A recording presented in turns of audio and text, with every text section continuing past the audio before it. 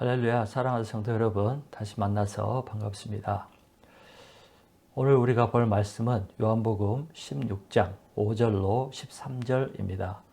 그리고 말씀 제목은 진리의 성령이 오시면, 이런 제목으로 말씀을 나누도록 하겠습니다.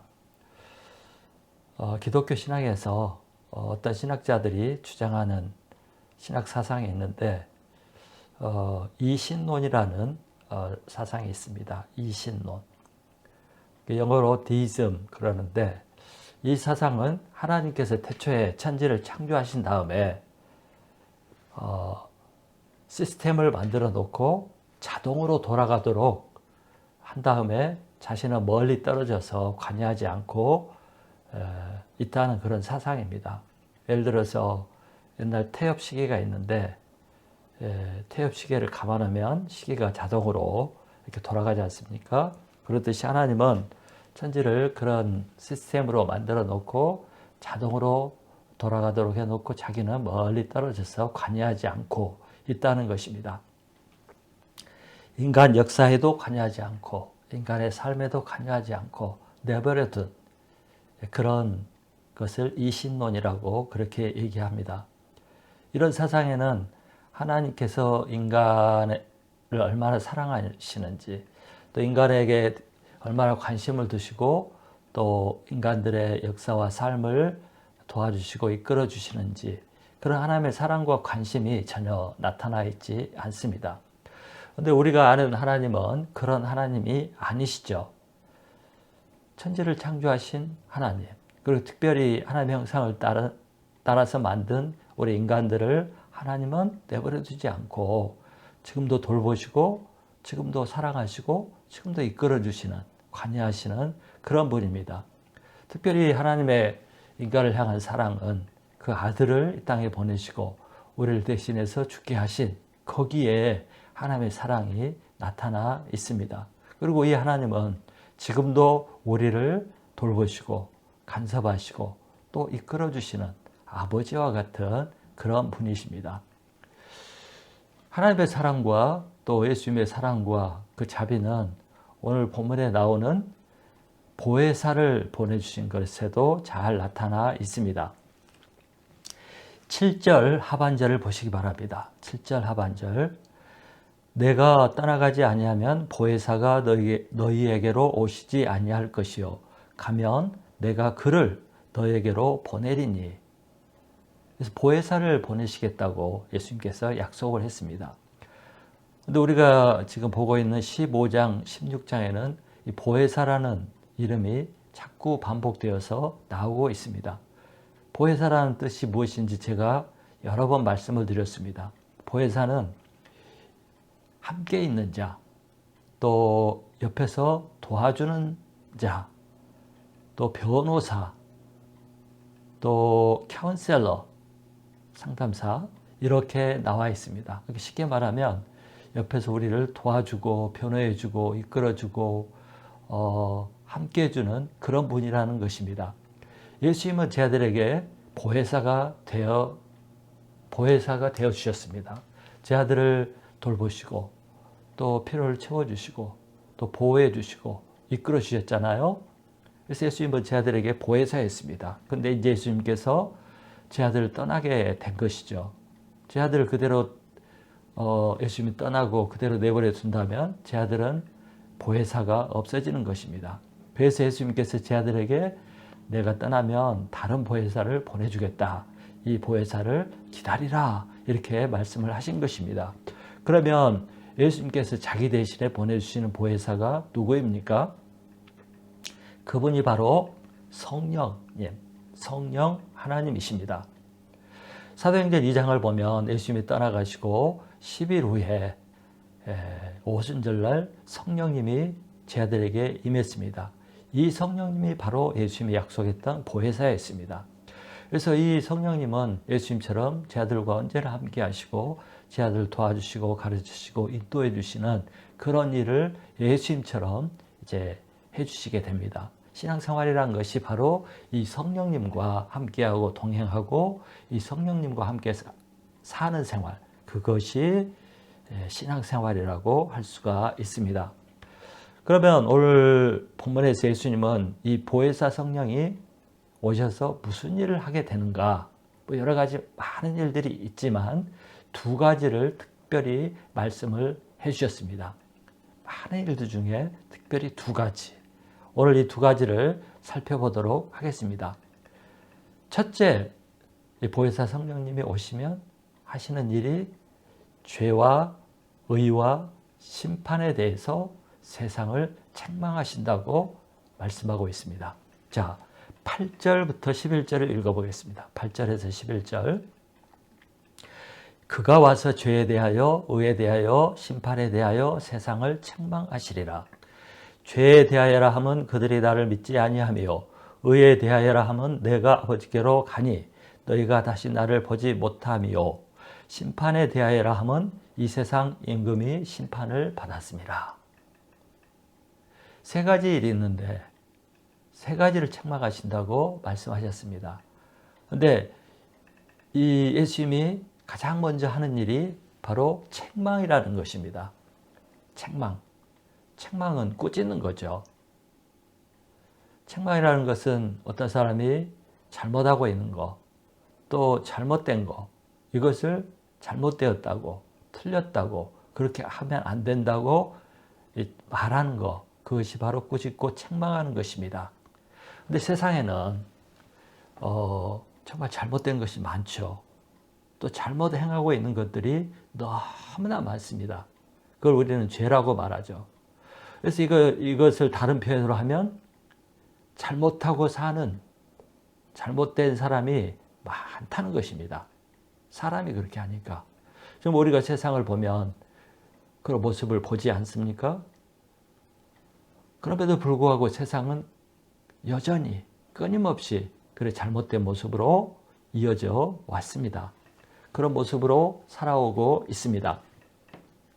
그 이유가 무엇일까요?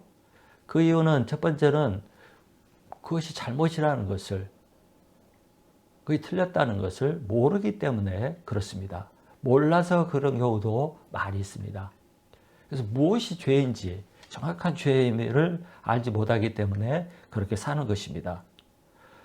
또 한편으로는 사람들이 그것이 잘못되고 틀렸고 이렇게 하면 안 된다는 것을 알면서도 어떤 유익이나 욕심 때문에 그것을 그냥 용납해버리고 그런 모습으로 살아가는 것입니다.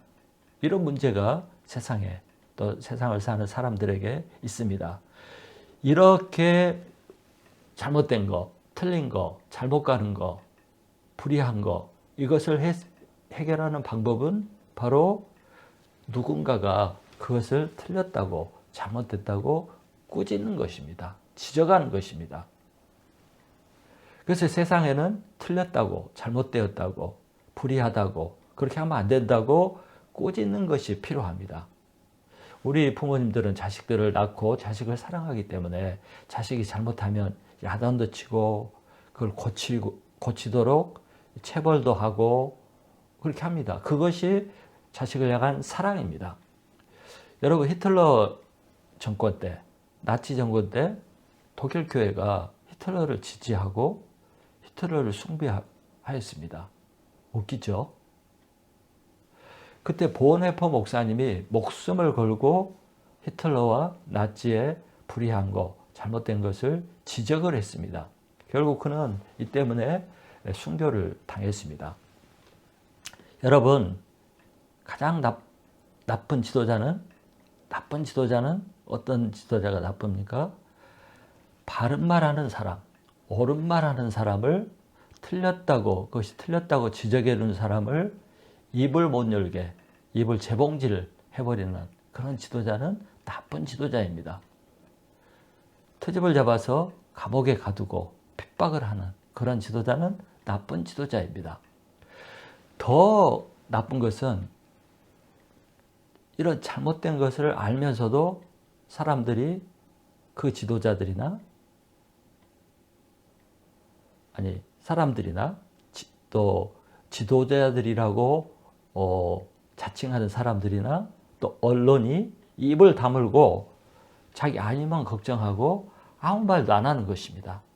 이것도 아주 나쁜 것입니다. 근데 가장 나쁘고 잘못된 것은 그 나쁜 거, 잘못된 거, 그것을 잘했다고, 잘못하지 않고 있다고, 문제가 아니라고 하는 거, 이것은 가장 나쁜 사람들이 하는 일입니다. 그러나 성령께서는 어때요? 잘못된 거, 나쁜 거, 그것을 지적하는 것입니다. 그것이 사랑입니다. 그것이 잘되게 하는 것입니다. 여러분, 좋은 목사가 어떤 목사입니까? 물론 설교 잘하는 목사, 좋은 목사죠. 또 뭐 사랑이 많고 정이 많은 목사도 좋은 목사죠. 근데 어떤 면에서 좋은 목사는 성도들을 책망하는 목사입니다. 꾸짖는 목사입니다. 성도들의 잘못된 것이 있으면 그것을 지적하고 꾸짖고 고치도록 말해주는 목사, 그것이 좋은 목사이고 그것이 영적인 아버지로서 해야 하는 것입니다. 그런데 요즘은 이 시대는 목사가 성도들을 꾸짖을 수가 없습니다. 꾸짖지를 못합니다. 그렇게 하면 성도가 앙심을 품고 그런 목사를 싫어하고 쫓아내려고 합니다. 그것이 안 되면 자기가 교회를 떠나버리죠. 그런 일들이 참 많이 있습니다. 그래서 요즘에 목사들이 교회에서 책망을 잘 하지를 못합니다. 특별히 한국의 큰 교회나 전통을 가지고 있는 오래된 교회들은 목사가 성도들에게 함부로 말을 못합니다. 왜 그렇죠? 교회를 세우고 교회를 만들어 오고 교회를 이끌어가는 많은 원로, 나이 드신 장로들, 리더들 때문에 그렇습니다. 이분들은 목사가 그런 말하는 것을, 바른 말하는 것을 매우 싫어합니다. 그래서 목사도 그걸 알고 그냥 타협하고 말하지 않고 그냥 이렇게 목사 역할을 합니다. 책망하거나 잘못을 지적하면 분란만 생기죠, 교회가. 또 목사 자신의 안위도 걱정이 됩니다. 그래서 말을 하기를 포기해 버립니다. 그래서 한국 기독교가 목사들이 성경대로 제대로 말을 하지를 못하는 경우가 많이 있습니다. 이건 매우 잘못된 것이죠. 매우 불행한 일이고 결코 교회를 사랑하고 성도를 사랑하는 일이 아닌 것입니다. 그래서 그러나 책망하는 목사, 바른 말하는 목사, 성경대로 정확하게 성도들에게 말하는 목사가 좋은 목사인데 우리가 그것을 바라고 그렇게 할 수 있도록 만들어야 하는 것입니다. 성령께서 오셔서 하시는 일이 바로 이것이에요. 책망하는 거예요. 교회를 책망하고 세상을 책망하고 성도를 책망하는 거. 세상의 잘못과 문제를 지적하는 거. 교회와 성도들의 잘못과 문제를 지적하는 거. 이것이 성령이 오셔서 하는 일인데 이것이 세상을 돕는 일이고 이것을 세상을 사랑하는 방법입니다. 그래서 성경에서는 반복해서 언급하는 게 있어요. 성령이 하는 음성을 들으라. 요한계시록 2장 3장에 보면 7교회가 나오는데 그 7교회의 문제를 지적하고 또 방향을 제시하면서 마지막에 항상 이런 말씀이 나와요. 귀 있는 자는 성령이 교회들에게 하시는 말씀을 들을지어다. 성령이 교회에게 하시는 말씀을 들으라고 예수님께서 7교회에 반복해서 말씀하고 있습니다. 정말 듣지 않으면 세상도 소망이 없고 교회도 당연히 소망이 없습니다. 성도도 불행하게 되는 것입니다. 그래서 여러분 목사의 말은 안 들어도 괜찮습니다. 그러나 성령의 음성을 들어야 합니다. 성령의 음성을 들어야 소망이 있고 또 구원이 있고 생명이 있고 안전하게 되는 것입니다. 무시하시면 안 됩니다. 본문에서 예수님은 성령께서 3가지를 책망하신다고 하였습니다. 죄에 대해서, 의에 대해서, 심판에 대해서. 그래서 첫 번째, 죄에 대해서 책망을 하셨습니다. 그러면 성령께서 오셔서 책망하시는 그 죄가 무엇입니까? 9절을 보십시오. 9절. 죄에 대하여라 하면 그들이 나를 믿지 아니하며. 예수님은 믿지 않는 것이 죄라고 하였고 믿지 않는 죄를 세상을 향하여 책망한다고 하였습니다. 꼬집는다고 하였습니다. 세상에 죄가 많죠. 이런 죄 저런 죄 수많은 죄들이 있습니다. 그런데 이런 모든 죄의 근본 원인은 믿지 않는 것, 하나님을 믿지 않는 것, 이것이 근본적인 죄입니다.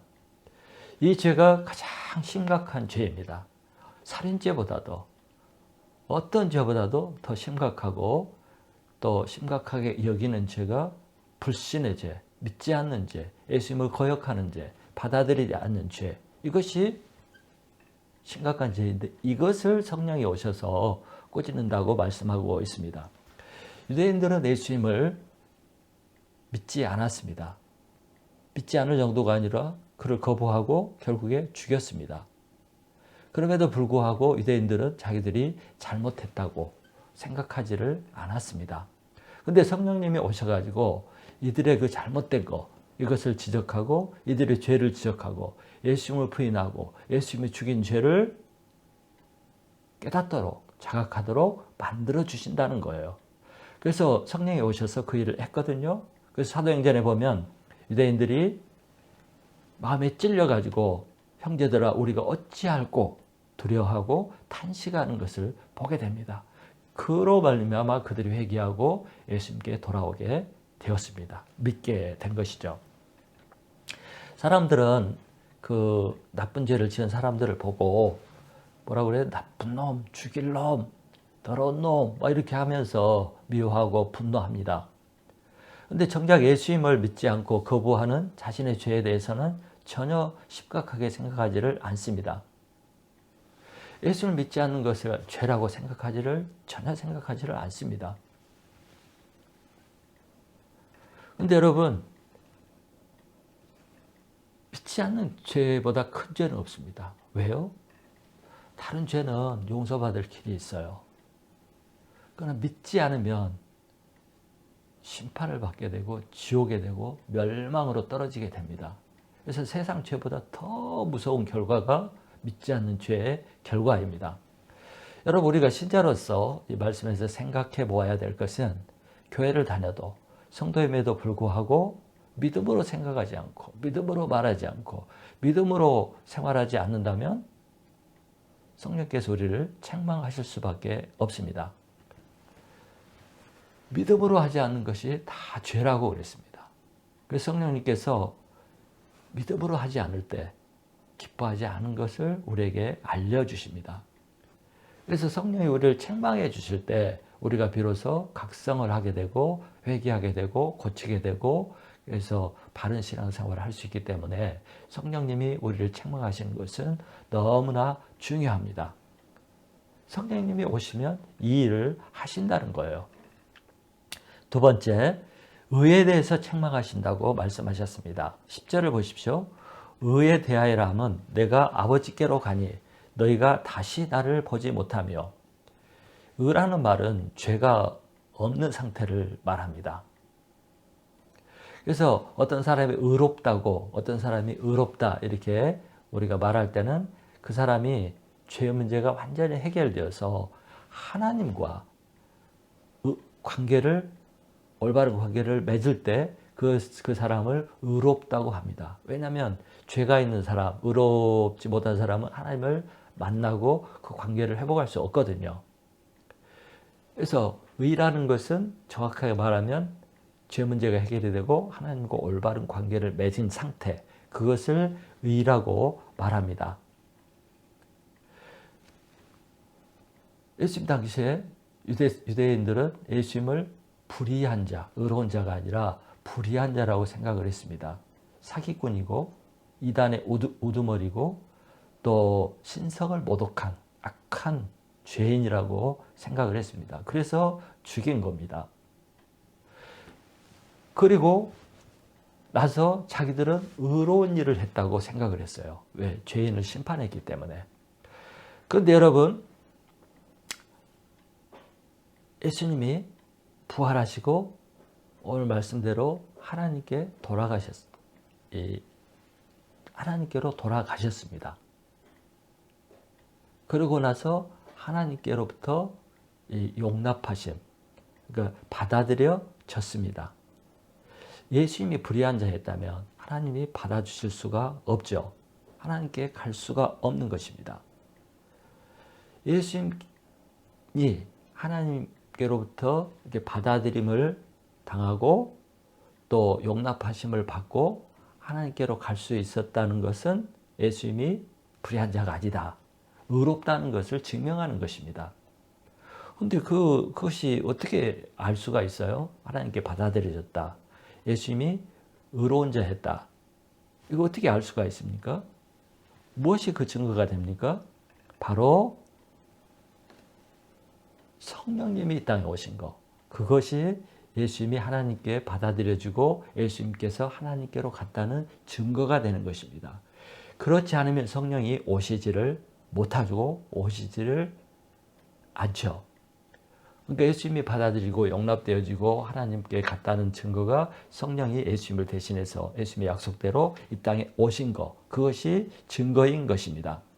또 이것은 예수님을 불의한 자로 여기고 죽인 그 유대인들이 의로운 것이 아니라 불의했다는 것을 보여주고 책망하는 것이 되는 것입니다. 여러분, 우리가 하나님의 자녀가 되었다는 증거가 어디에 있습니까? 가장 첫 번째 증거는 우리가 성령을 받은 것입니다. 우리가 성령을 받았다는 것을 어떻게 알아요? 우리가 의롭게 되었고 구원을 받았다는 사실을 어떻게 알아요? 그것은 고린도전서 12장 3절에서 이렇게 말합니다. 성령으로 아니하고는 누구든지 예수를 주시라 할 수 없느니라. 성령께서 역사했으므로 우리가 예수님을 주라고 믿고 고백할 수 있게 되었다는 거예요. 이 말씀은 성령이 내게 오셨고 내 안에 거주하시고 나를 도와주시기 때문에 이런 고백을 할 수 있게 되었다는 거예요. 그렇지 않고는 불가능한 것입니다. 그래서 우리 안에 성령이 계세요. 결국 이 얘기는 우리가 하나님의 자녀가 되었다는 증거가 되는 것입니다. 세상 사람들은 이렇게 얘기하죠. 야, 믿는다고 구원을 받느냐? 10원 받으라. 기독교는 말도 안 돼. 어떻게 예수님 믿는다고 죄가 다 용서함을 받아?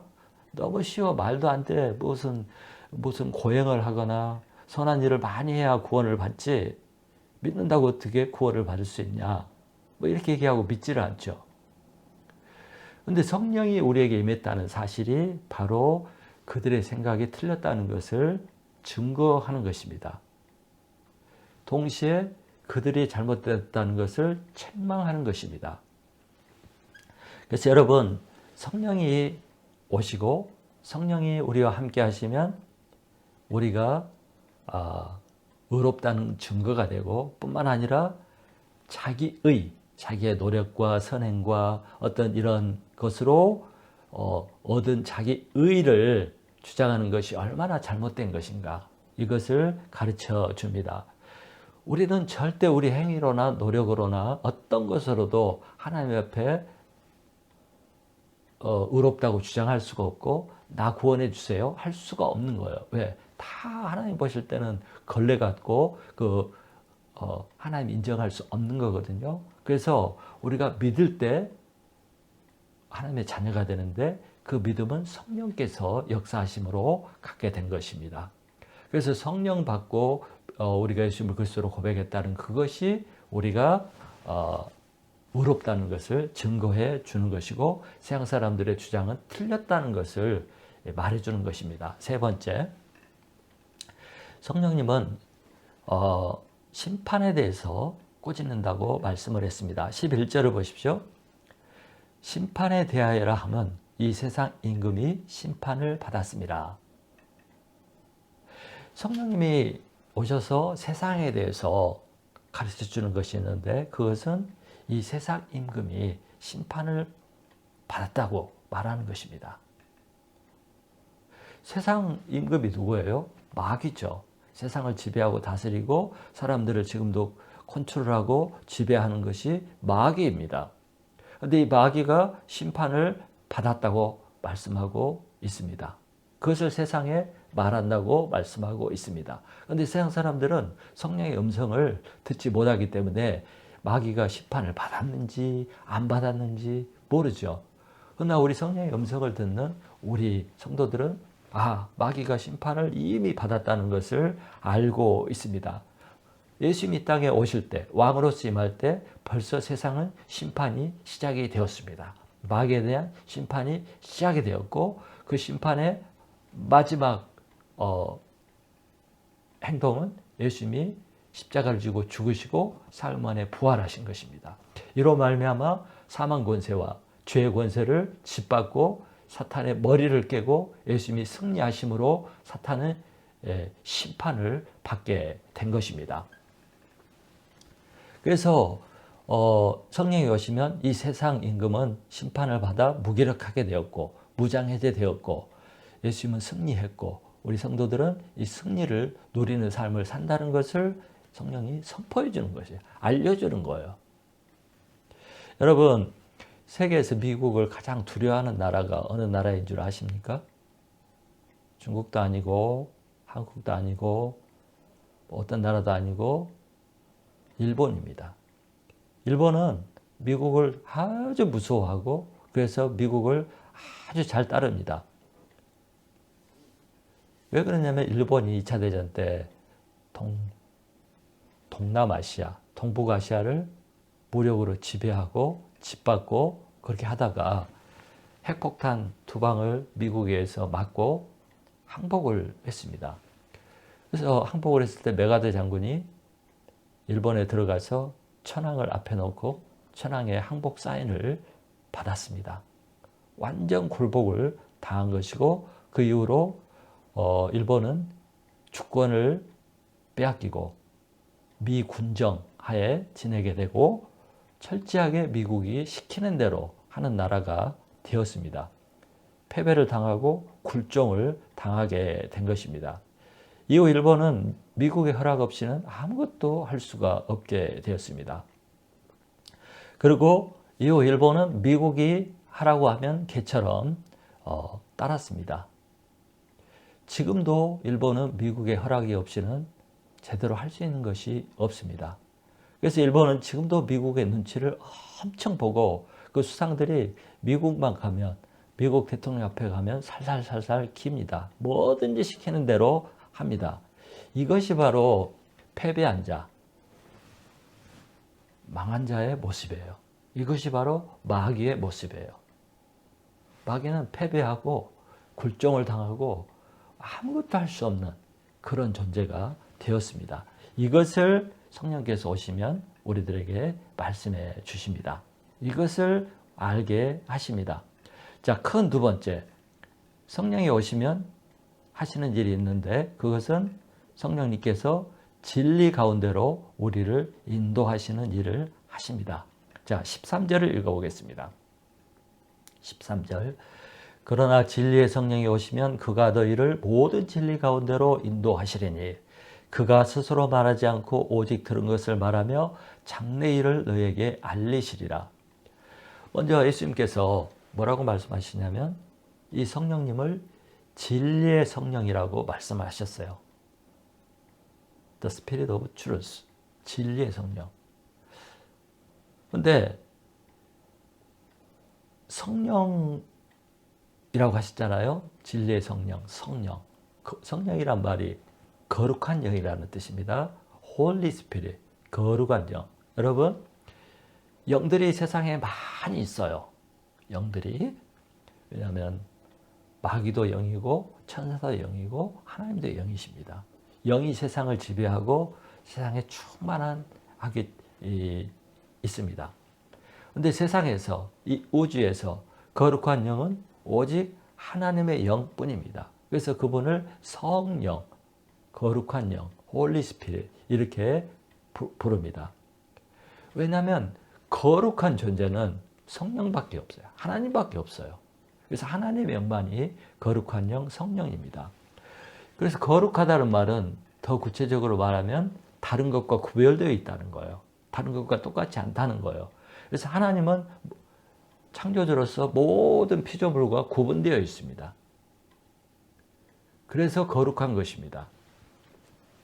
그 다음에 또 거룩하다는 것은 죄가 없다는 뜻이죠.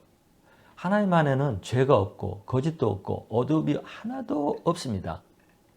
하나님의 빛 가운데 계십니다. 그래서 이 거룩한 존재는 하나님밖에 없습니다. 하나님 외에는 다 타락한 존재고 부족한 존재고 거룩하지 않은 존재입니다. 그런데 예수님은 이 하나님의 영을, 성령을 또 다른 표현으로 뭐라고 했냐면 진리의 성령이라고 했어요. 진리의 성령. 이게 중요합니다. 영에는 두 가지가 있습니다. 거룩한 영, 거룩하지 않은 영. 그런데 오늘 말씀에 비춰보면 진리의 영, 반대가 뭐겠어요? 거짓 영. 이게 있죠. 그래서 하나님과 반대되는 영이 있는데 이것은 거짓 영이에요. 이 영은 마귀의 영이고 마귀로부터 온 영입니다. 그래서 성경에서는 이 마귀의 영을 여러 가지로 표현하고 있어요. 오늘 말씀처럼 거짓 영, 또 더러운 영, 또 혼미하게 하는 영, 또 귀신, 악한 영, 마귀 이렇게 여러 가지로 표현하고 있습니다. 이 거짓 영, 진리의 영과 반대되는 이 영은 공통적으로 다 하나님과 떨어져 있는 영입니다. 진리와 반대편에 있고 거룩하지 않고 깨끗하지 않고 죄악되다 이겁니다. 그러므로 이 영, 진리의 영과 반대되는 영은 하는 일이 언제든지 사람을 속입니다. 거짓말합니다. 진리와 진실을 왜곡시킵니다. 또 사람들을 헷갈리게 하고 혼미하게 합니다. 그리고 하나님 앞에 나가지 못하도록 하고 헛된 것을 믿도록 합니다. 그래서 진리를 믿지 못하고 결국엔 어떻게 되죠? 구원에 이르지 못하고 심판을 받게 됩니다. 마귀와 같이 취급을 받고 심판을 받게 됩니다. 그래서 인생을 망하게 만듭니다. 그래서 요한복음 8장 44절에 이것에 대해서 예수님께서 잘 말씀하신 게 있어요. 요한복음 8장 44절. 너희는 너희 아비 마귀에게서 났으니 너희 아비의 욕심대로 너희도 행하고자 하느니라. 마귀는 처음부터 살인한 자요. 진리가 그 속에 없으므로 진리에 서지 못하고 거짓을 말할 때마다 제 것으로 말하나니 이는 그가 거짓말쟁이요 거짓의 아비가 되었습니다. 예수님은 이 마귀를 거짓의 아버지라고 말했어요. 모든 존재는 자신을 잊게 한 존재가 있습니다. 그래서 우리는 조상 또는 아버지라고 이렇게 말을 합니다. 여러분, 아버지가 없는, 조상이 없는 자식은 후손은 있을 수가 없습니다. 식물도 종물도 아버지가 있고 사람은 당연히 아버지가 있습니다. 그런데 영적인 세계에도 그 뿌리, 아버지가 있다는 거예요. 영적인 세계에 있는 이 악한 것들, 더러운 영들, 또 거짓 영들, 어두운 거, 이 마귀, 이것들이 다 조상이 있다는 거예요. 뿌리가 있다는 거예요. 이것들은 다 그 아버지 마귀에게서 나온 거라는 거예요. 그래서 이것들로부터 나온 것들이 점쟁이, 무당, 무슨 도사, 또 무슨 신접한 사람, 이런 것들 있죠. 요즘에 도사들 많잖아요. 나라를 어지럽게 하는 도사들. 또 이들에게서 나온 것이, 이 마귀에서 나온 것이 거짓, 가짜 종교들이 있고 이단들이 있습니다. 또 그 종교들의 지도자들도 이 마귀가 만들어낸 존재입니다. 이제 잘 자란 것들은 뭐예요? 사기꾼, 거짓말쟁이, 또 악을 행하는 자들, 또 이런 사람들이 그 졸개들이죠. 이런 졸개들이 세상에서 활발하게 활동을 하고 있습니다. 언론에서도, 방송에서도, 문화에서도, 또 교육, 사회, 심지어 종교 안에서도 활동하고 있습니다. 거짓말하고 왜곡시키고 이런 사람들이죠. 그래서 이런 존재들이 거짓과 악을 만들어냅니다. 죄를 생산하는 거죠. 심지어 여러분, 마귀는 교회 안에서도, 교회 단체 안에서도 활동을 합니다. 교회 안에도 거짓 지도자들이 있습니다. 거짓을 가르치는 지도자들이 있습니다. 이런 지도자들의 특징은 뭐냐면 권력을 탐하고 또 물질과 돈을 탐합니다. 그래서 이 권력과 교회 권력과 세상 권력과 이 물질을 통해서 자신의 왕국을 만들어 갑니다. 그래서 여러분 잘 판단하셔야 돼요. 교회와 성도들을 자신의 권력과 물질을 얻는 도구, 자신의 명예를 세우기 위한 도구로 이용한다면 그 가짜일 확률이 매우 높습니다. 그래서 성경을 말씀하는 것 같으나 무슨 예수님을 말씀한 것 같으나 사실은 자신의 권력과 물질을 얻기 위해서 이걸 사용하고 또 이렇게 하는 그 가짜 지도자들이 있습니다. 우리는 이단이나 다른 종교는 금방 확실하게 구분을 하죠. 그러나 기존 교단, 우리가 아는 교단에 속한 교회와 또 목사들은 쉽게 구별할 수가 없습니다. 그래서 착각하고 속기가 쉽고 잘못 따라가면 인생을 망치고 신앙생활을 망치고 잘못된 것으로 가서 파멸할 수밖에 없습니다. 또 속아가지고 자신의 물질과 인생을 다 바쳤음에도 불구하고 망해버리는 그런 경우들이 종종 있습니다. 이렇게 되면 안 되죠. 멸망하는 것입니다. 그래서 잘 판단하고 잘 조심을 해야 됩니다. 그 판명할 수 있는 것은 그 목사가 거짓말을 하지 않는지, 정말 참말을 하는지, 앞뒤가 맞는지, 또 돈을 좋아하는지, 돈을 뜯어내고 자기의 어떤 부와 명예만 쌓고 있는지 이걸 잘 보셔야 돼요. 그렇지 않으면 속습니다. 그것은 진리의 영이 아닙니다. 또 진리의 성령님이 오시면 가장 하시는 큰 일이 있는데 그것이 바로 우리를 모든 진리 가운데로 인도하신다는 거예요. 13절을 다시 보십시오. 거기에 보면 진리의 성령이 오시면 그가 너희를 모든 진리 가운데로 인도하시리니. 진리 가운데로 인도하신대요. 인도하신다는 말은 안내한다, 앞서간다, 길을 제시한다, 가르쳐준다 이런 뜻입니다. 그런데 이것이 가장 잘 나타나 있는 것이 출애굽 민수기에 나타나 있는 출애굽기 민수기에 나타나 있는 하나님이 인도하시는 모습입니다. 하나님이 애굽에서 나온 이스라엘 백성들이 광야에서 살아갈 때 어떻게 인도하셨어요? 낮에는 구름 기둥, 밤에는 불 기둥으로 이들을 인도하셨습니다. 앞서가시면서 이들을 데리고 다니셨습니다. 성령님이 이와 똑같이 하신다는 것입니다. 성령님이 불기둥, 구름 기둥이 되어서 우리들을 진리 가운데로, 생명의 길로, 진리의 길로 이렇게 인도해 주신다는 것입니다.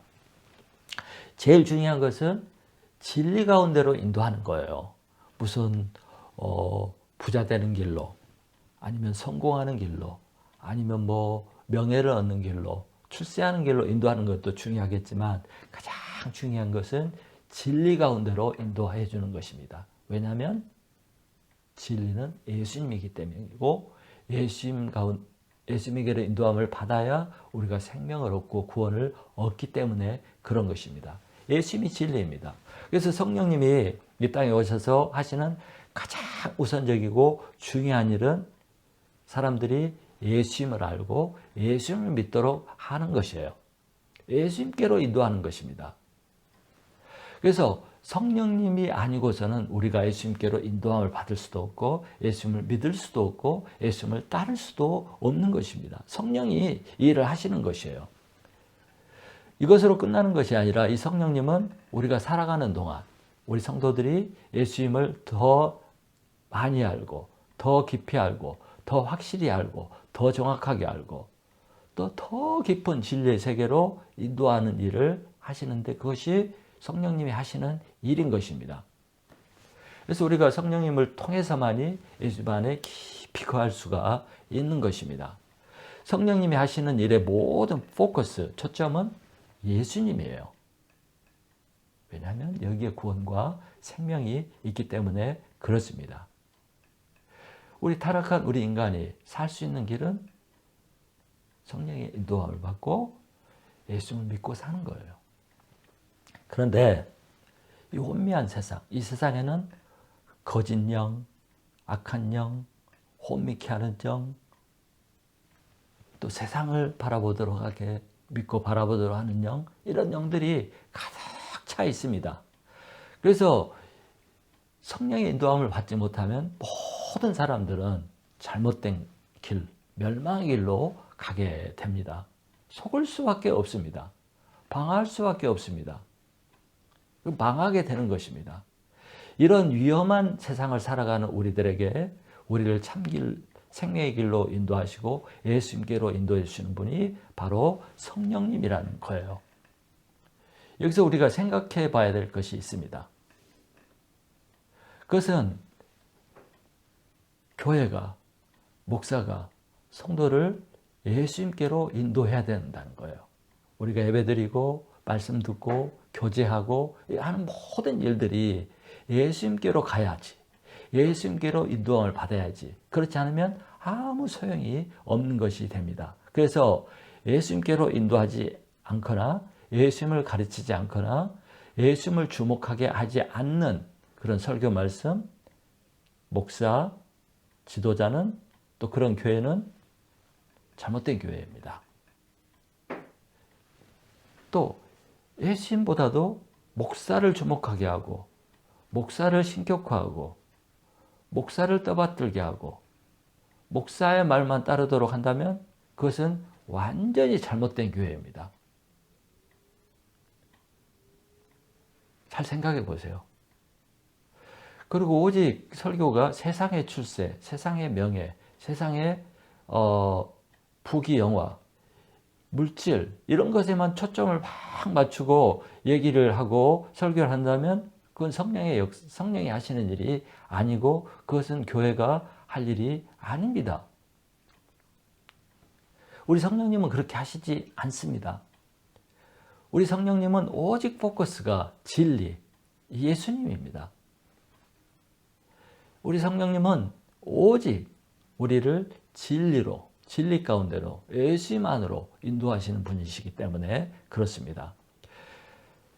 여러분, 정말 우리는 성령의 도움이 없이는 올바른 신앙생활을 할 수가 없습니다.